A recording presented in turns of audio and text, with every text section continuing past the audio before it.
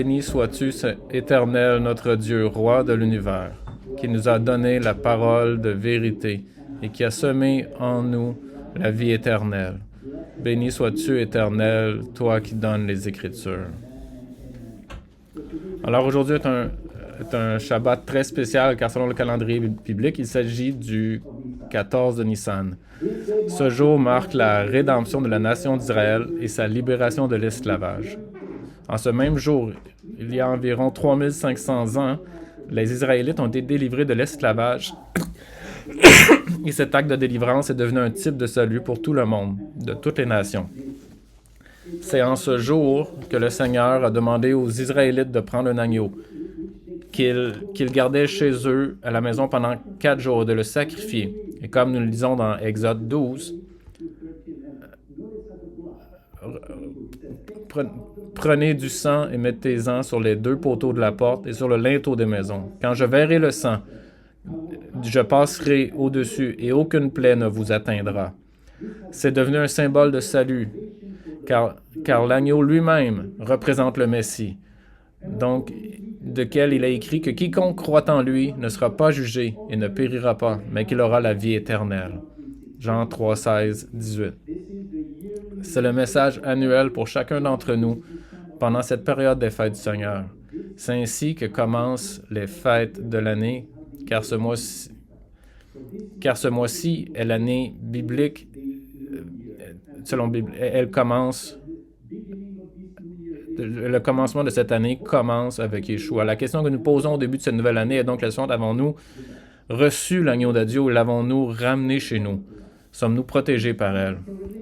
Pour certains, cette corrélation peut sembler si improbable, si nouvelle, en particulier au peuple juif qui prendra le repas de Pâques ce soir et pour qui cette fête est devenue célèbre pour sa matzah, son refor, sa chorset, sa haggadah et ainsi de suite. Mais le message principal est le sang de l'agneau qui nous sauve aujourd'hui, non pas de l'Égypte,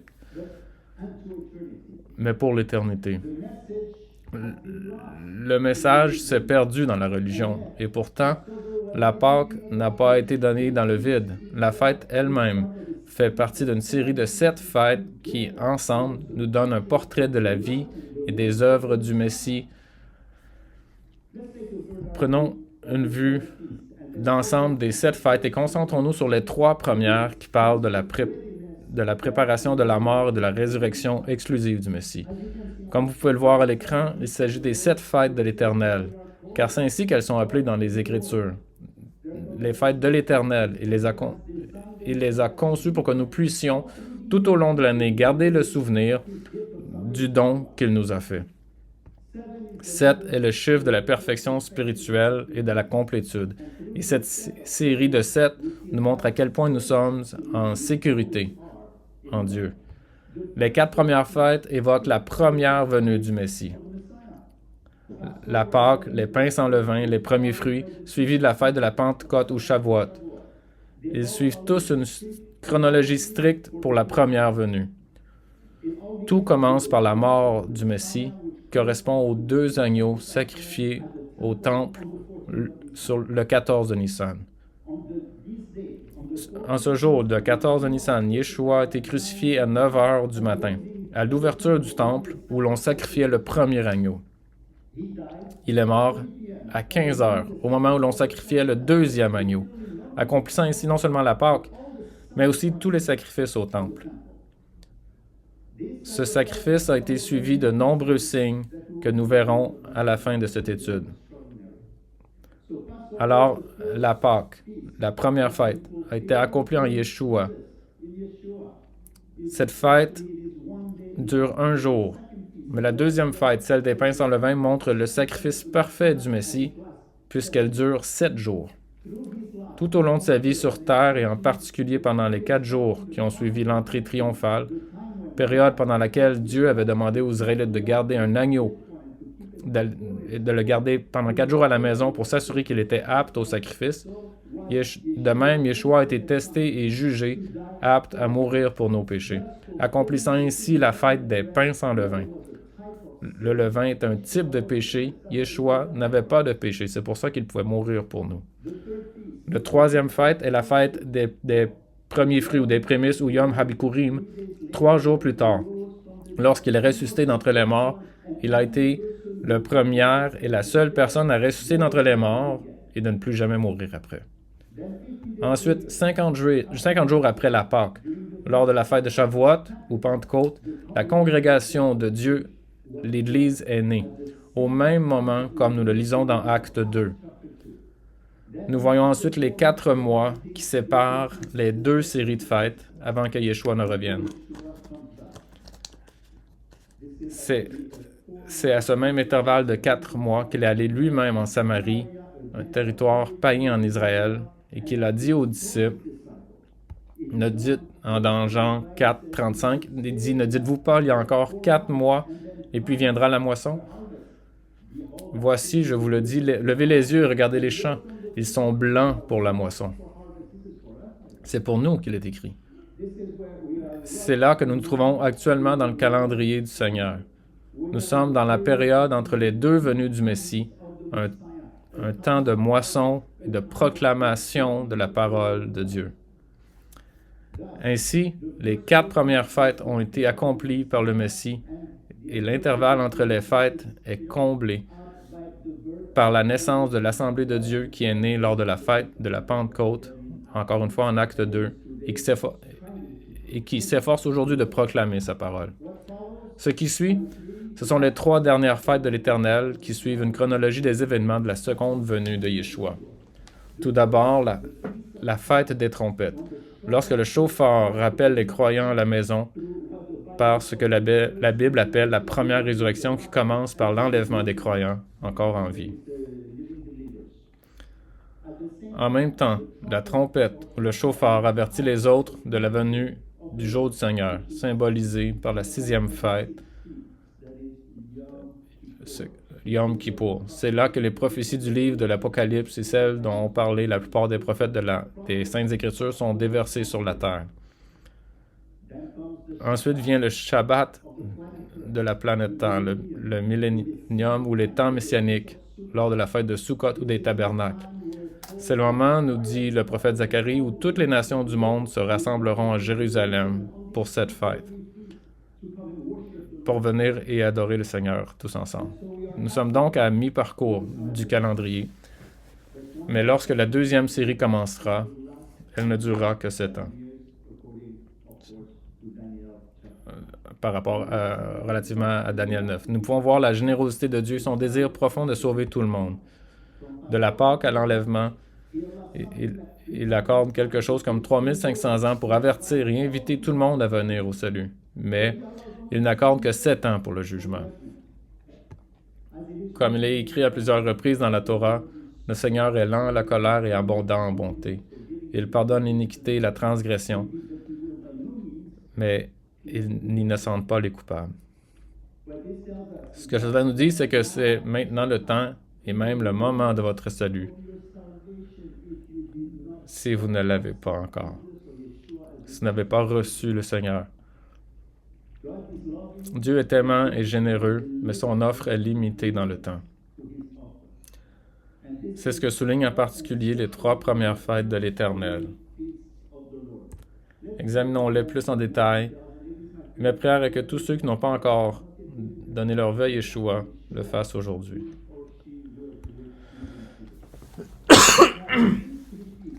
Dans ces 3 fêtes, nous pouvons voir le tableau complet de la rédemption que chaque croyant a en Jésus, décrivant notre propre voyage de la terre jusqu'à l'éternité. Une fois de plus, à l'occasion de la Pâque, nous voyons notre salut, un jour. Dans les pains sans levain, nous voyons notre sanctification, puisqu'il s'agit de notre marche dans la sainteté, 7 jours. Dans Yom Habikurim, ou le jour des premiers fruits qui dure un jour, nous voyons notre résurrection, qui se produira bientôt pour tous les croyants. Remarquez que la fête des pains sans levain ne s'arrête pas avec la résurrection, mais qu'elle continue, car notre croissance spirituelle ne s'arrête jamais non plus.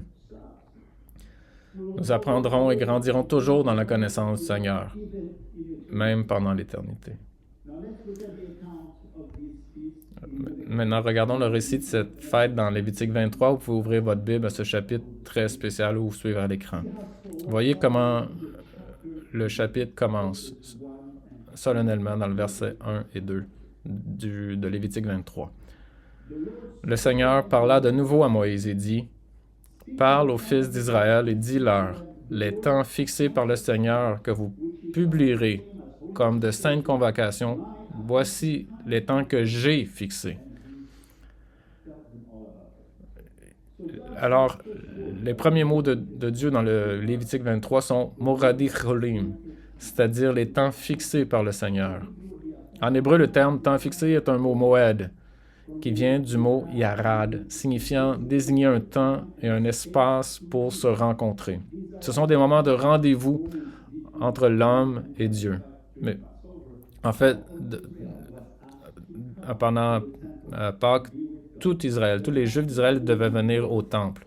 Mais voyez maintenant que le mot racine d'où il provient, yarad, a également été utilisé pour décrire des fiançailles plus tard dans l'araméen talmudique. Les fiançailles sont des engagements entre deux amants, un certain temps avant le mariage. Et c'est ce que sont ces fêtes, une rencontre entre deux individus qui sont unis, vous et Dieu, qui sont unis par la promesse d'un lien éternel. Voilà ce que ces fêtes sont. Ces fêtes nous rappellent donc les grandes retrouvailles que nous aurons et très bientôt au ciel avec notre Dieu. Et à l'époque, les fiançailles étaient aussi valables qu'un mariage. Lorsque nous lisons dans les évangiles que Joseph a envisagé de divorcer de Myriam, la mère biologique de Yeshua, mais ils n'étaient pas encore mariés. Ils étaient fiancés. Ils étaient engagés. Alors, ces fiançailles avec Dieu qui se produisent au moment où nous donnons notre veille Yeshua sont gravées dans le ciel pour toujours. Ainsi, ces 7 fêtes du Seigneur témoignent de son amour pour nous et suscitent le sentiment d'une grande anticipation de notre rencontre et de notre réunion à venir bientôt avec le Seigneur. C'est la grande beauté de ces fêtes de l'Éternel.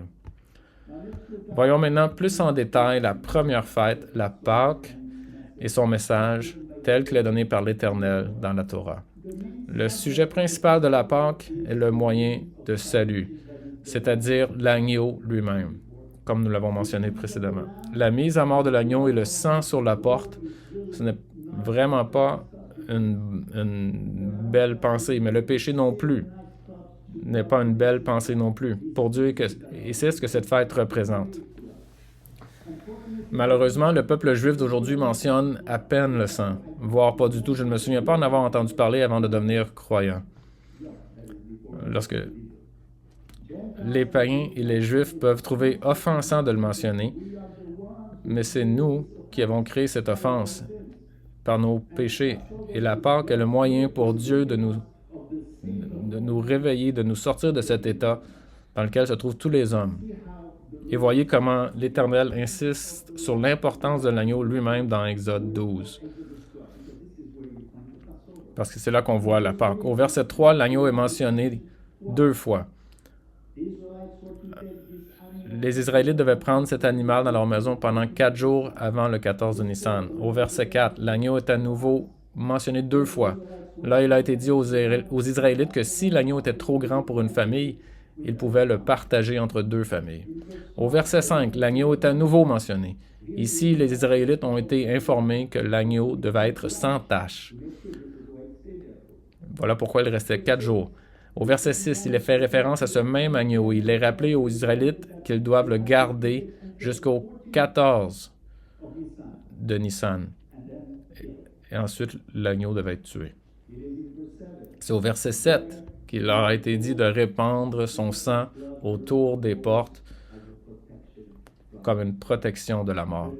Mais ensuite, si l'on se demande qui représente l'agneau, lorsque nous suivons l'agneau lui-même dans les Écritures, nous constatons qu'il représente le Messie.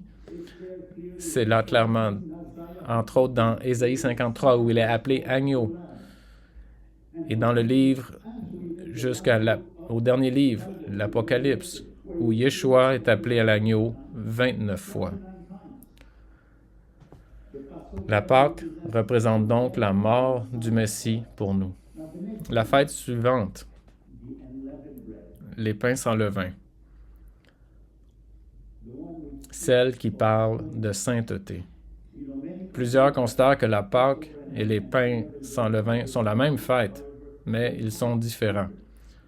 Encore une fois, la Pâque dure un jour, tandis que les pains sans levain durent 7 jours, et leur message est différent. Nous lisons dans Lévitique 23:6, le 15e jour du même mois, c'est la fête des pains sans levain en l'honneur de l'Éternel. Pendant 7 jours, vous mangerez des pains sans levain. Le lendemain de la crucifixion du Messie, le 15 de Nissan, commençait la fête des pains sans levain, et c'est à ce moment-là que Yeshua s'est rendu dans le sein d'Abraham, pendant 3 jours et 3 nuits, non seulement pour proclamer sa victoire sur la mort, mais aussi pour prendre les croyants, Abraham, Noé et tous les autres, et les amener au ciel. Dès lors, parce que Yeshua était sans levain, sans péché, et apte à mourir pour nous, tous les croyants qui meurent en lui vont directement au ciel. C'est là que cette grande fête nous amène à réfléchir. Cette année, la fête tombe demain, le 13 avril. Il faut savoir que les mots pain sans levain ne sont en hébreu qu'un seul mot, matzah. La raison pour laquelle on mange du pain sans levain est que les Israélites ont quitté l'Égypte à la hâte et que nous lisons dans Exode 12:34, le peuple prit donc sa pâte avant qu'elle ne soit levée. C'est pourquoi Moïse a décrété dans Exode 13:7 que les pains sans levain seraient consommés pendant les 7 jours de cette fête. Mais on peut voir 2 sens opposés au mot matzah. Premièrement, ça décrit ce qui est doux, ce qui est agréable, à partir de la racine mazaz. Mais d'autres le font venir d'une autre racine, naza, qui signifie conflit et dispute. Les deux sont possibles, mais lequel des deux est le vrai? En fait, il pourrait s'agir des deux en fonction de la personne qui le mange. La matzah étant sucrée, elle rappelle aux Israélites leur délivrance d'Égypte. Le fait qu'il signifie aussi conflit leur rappelle leur souffrance en Égypte. Pour nous, la matzah, par sa douceur, nous rappelle notre salut. Par son autre sens de querelle et de contestation, il nous rappelle aussi l'existence du péché. En ce qui concerne le levain lui-même, chametz, en hébreu, nous constatons qu'au fil des siècles, que ce soit dans le Talmud, le Midrash Rabbah ou le Targum, il en est venu à symboliser ce qui est impur ou péché. Dans les Écritures, c'est la même chose. Dans tout le Nouveau Testament, il s'agit toujours d'un type de ce qui est mauvais. Dans Matthieu, nous parlons du levain des pharisiens et des sadducéens, c'est-à-dire de leurs faux enseignements. Il y a le levain de l'hypocrisie, associé aux religieux légalistes qui imposaient des lois qu'ils n'étaient eux-mêmes pas capables de respecter, dans Luc 12:1. Et puis, il y a ce levain dont nous devons tous nous débarrasser. Car, comme Paul apporte cette fête à notre porte, il nous demande de nous purifier du levain. Regardez dans 1 Corinthiens 5:7. Faites disparaître le vieux levain afin que vous soyez une masse nouvelle. Voilà ce en quoi consiste la vie du croyant. Yeshua, identifier et enlever constamment le levain de nos vies. Ne pas laisser le levain lever. C'est l'aspect pratique de la fête des pains sans levain. Savez-vous ce qui se passe lorsque le boulanger oublie qu'il a mis son pain au levain dans le four et que le pain lève après avoir passé trop de temps dans le four? Le goût du pain s'en ressent et devient aigre. Il devient désagréable à goûter et trop moelleux pour être mangé. Comment éviter tout ça? Suivez la recette indiquée par les boulangers. L'Éternel dit, suivez ma parole. Ainsi, le pain sans levain, bien qu'il soit doux, rappelle constamment le péché. C'est à ce moment-là que nous arrivons à la troisième fête, la résurrection. Yom HaBikurim, ou la fête des premiers fruits. Il y a de nombreuses récoltes dans les Écritures et des premiers fruits de toutes sortes, mais celle-ci est la première d'entre elles, la première de l'année. Celle-ci a lieu le 16 de Nissan correspondant cette année au 14 avril, soit lundi prochain. Ce jour sera le jour de la résurrection biblique. C'est à ce moment-là que Yeshua est ressuscité des morts, affirmant ainsi et pour toujours la destinée éternelle de tous ceux qui se confient en lui. Et c'est une fête si joyeuse dans la loi mosaïque. Elle était célébrée avec beaucoup de joie et de chants. À cette époque, la quantité de grains offerts au temple est doublée. Et c'est là que pour la première fois dans les fêtes d'Israël, un nouvel élément est introduit. C'est à ce moment-là que l'offrande de vin est introduite. Nous nous souvenons que lors de la dernière scène, Yeshua a dit qu'il ne boirait plus désormais de ce fruit de la vigne jusqu'au jour où il le boirait nouveau avec vous dans le royaume de son Père. Il le fera alors lors des grandes noces qui suivront notre résurrection et notre réunion avec lui. Et voyez le nom de cette fête, on l'appelle les premiers fruits, Reshit, c'est-à-dire le premier produit de la première récolte de l'année. Mais en quoi cette résurrection diffère-t-elle des autres résurrections des Écritures? Comment est-ce que la résurrection de Jésus se diffère de toutes les autres résurrections qu'on voit dans les Écritures? Encore une fois, celle-ci est la première résurrection d'un individu pour l'éternité. Toutes les autres résurrections précédentes, l'individu est mort à nouveau.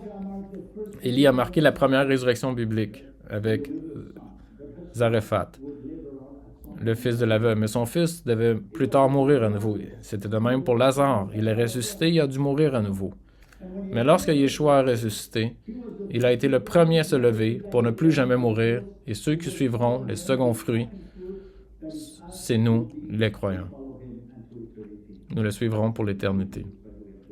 C'est la grande nouvelle de la résurrection. C'est ce que nous enseigne Paul dans le chapitre sur la résurrection où il la relie à la fête des premiers fruits. Nous lisons dans 1 Corinthiens 15-20. Maintenant, le Messie est ressuscité d'entre les morts et il est devenu les prémices de ceux qui se sont endormis.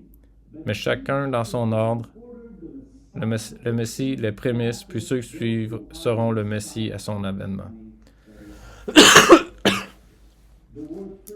Le mot prémisse en grec est aparché. Ce mot désigne les prémices de la récolte de la fête des prémices dans Lévitique 23, verset 2. Et ici, Paul le relie aux croyants vivant dans le Messie qui seront le deuxième groupe à être ressuscité après Yeshua. C'est la bonne nouvelle de la résurrection. Et cet événement majeur, la résurrection du Messie représente le fondement de l'Écriture où convergent toutes ses promesses et ses prophéties. C'est cet événement unique dans l'histoire de l'humanité qui rend notre foi, notre croyance exceptionnelle, car nous adorons un Dieu qui vit, car Yeshua est vivant. Aucun autre homme n'est jamais ressuscité des morts pour l'éternité. Encore une fois, c'est important pour la vie éternelle. Seul Yeshua l'a fait et nous suivrons bientôt.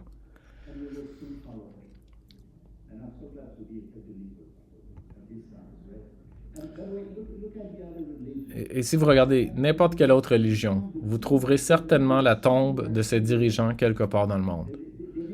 Ils en font même un lieu de pèlerinage, d'adoration. Ce qui rend l'acte merveilleux de Yeshua si différent, c'est le tombeau qui est vide. Car il n'est pas là, il est ressuscité le troisième jour pour ne plus jamais mourir. Il ne s'agit pas d'une doctrine chrétienne, mais d'un enseignement biblique. Car dans les Écritures, la croyance en la résurrection était aussi un grand espoir pour les croyants. Il s'agit d'un autre enseignement majeur du Tanakh qui est à peine enseigné dans le judaïsme rabbinique. Cette fête de Yom HaBikurim est presque méconnue, presque inexistante dans le judaïsme moderne. Certains Juifs ne savent même pas qu'il existe. Aujourd'hui, dans le judaïsme orthodoxe, certains enseignent même une sorte de réincarnation. À eux, Yeshua dit, comme aux Sadducéens qui ne croyaient pas en la résurrection, « Vous êtes dans l'erreur. Vous ne comprenez pas les Écritures ni la puissance de Dieu. » Matthieu 22, 23. En effet, la résurrection est la puissance de Dieu. Et les hommes et les femmes de Dieu dans le Tanakh avaient la résurrection comme point d'ancrage de leur espoir. Lorsque Job a été confronté à ses soi-disant amis qui continuaient à l'écraser avec leurs arguments trompeurs, Job s'est tourné vers Dieu et dans l'espoir de la résurrection. Il dit dans Job 19, 25, 26. « Quant à moi, je sais que mon Rédempteur est vivant et qu'au dernier moment, il prendra sa place sur la terre. Même si ma peau est détruite, c'est de ma chair que je verrai Dieu. Rien ne peut l'égaler. Aucune richesse terrestre, aucune richesse ou argent ne peut remplacer cette grande aspiration de savoir que, comme Job, nous verrons Dieu. Ou prenez David, qui a lui aussi été persécuté à maintes reprises pendant au moins 10 ans. Saül l'a poursuivi sans relâche et après avoir vu, voilà ce qu'il écrit dans le psaume 17,15. « Moi, je contemplerai ta face dans la justice, je me rassasierai de ton image à mon réveil. » Voilà, c'est la résurrection. David se réconforte en sachant qu'il verra le visage de Dieu à son réveil, c'est-à-dire lorsqu'il ressuscitera. Ainsi, la résurrection est le fondement sur lequel